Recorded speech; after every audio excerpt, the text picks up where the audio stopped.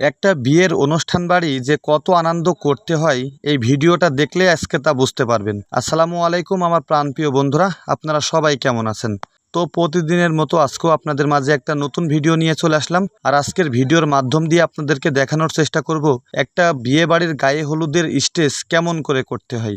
অনেকেই কিন্তু আমরা দেখে থাকি একটা স্টেজ ফুল দিয়ে করেছে, সেখানে কিছু সোফা রেখেছে এবং উপরে খুব সুন্দর কাপড় দিয়েছে, সাইডেও অনেক ভালো কাপড় দিয়েছে, এত সুন্দর লাগছে ইচ্ছা না হইলেও মনে চায় একটা সেখানে ছবি তুলে রাখি স্মৃতি হিসাবে। তো চলুন আর বেশি কথা না বলে মূল ভিডিওতে চলে যাই। আর আজকের ভিডিওর মাধ্যম দিয়ে আপনাদেরকে দেখানোর চেষ্টা করব ইভেন্টের কাজ কেমন করে করতে হয়। যারা আমার ভিডিওটা নতুন দেখছেন অবশ্যই আমার চ্যানেলটা সাবস্ক্রাইব করে রাখবেন, কারণ আমি প্রতিনিয়ত চেষ্টা করি আপনাদের মাঝে ডেকোরেশনের নতুন নতুন ভিডিও আপলোড করতে।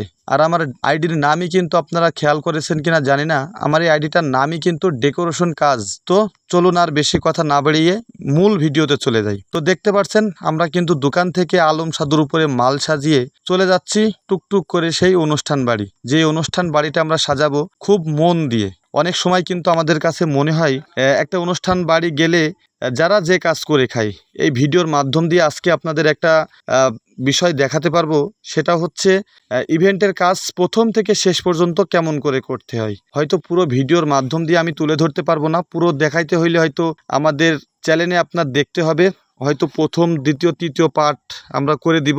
তো আজকের এই পার্টে দেখাবো ফ্রেম কেমন করে করতে হয় ইভেন্টের কাজে। আমরা কিন্তু প্রায় সেই অনুষ্ঠান বাড়ি পৌঁছিয়ে গেলাম।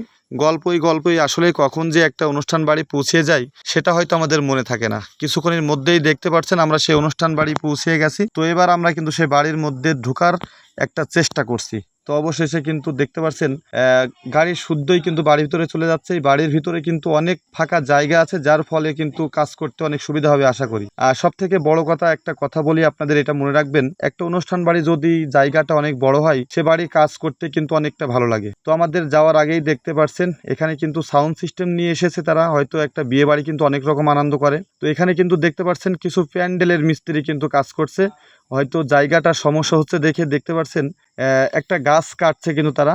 গাছ কাটা আসলেই আরেকটা কথা আপনাদেরকে বলি, একজন ডেকোরেশনের মিস্ত্রিদের কিন্তু অনেক রকম অভিজ্ঞতা নিয়েই চলতে হয়। গাছটা অবশেষে না কাটতে পেরে কিন্তু দেখতে পাচ্ছেন গাছটা কিন্তু তারা ফেলে দিয়ে অনেক খুশি হচ্ছে। এখন হয়তো তারা এখানে মাপজোপ করছে, কারণ অনুষ্ঠান বাড়ির প্যান্ডেল করার আশায়।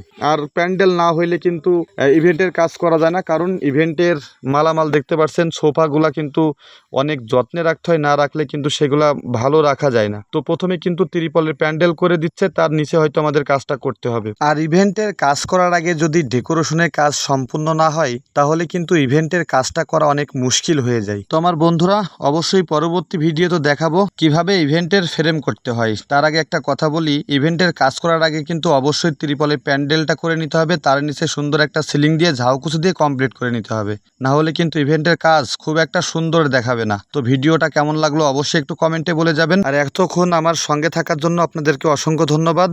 অবশ্যই আমি পুরো ভিডিও দেখাবো খণ্ড খণ্ড করে, একবারে দেখলে হয়তো আপনাদের মাথায় ঢুকবে না এবং আমারও বলা সম্ভব হবে না। সবাই সুস্থ থাকবেন, ভালো থাকবেন। আজকের মতো আমি এখানেই বিদায় নিচ্ছি। আল্লাহ হাফেজ।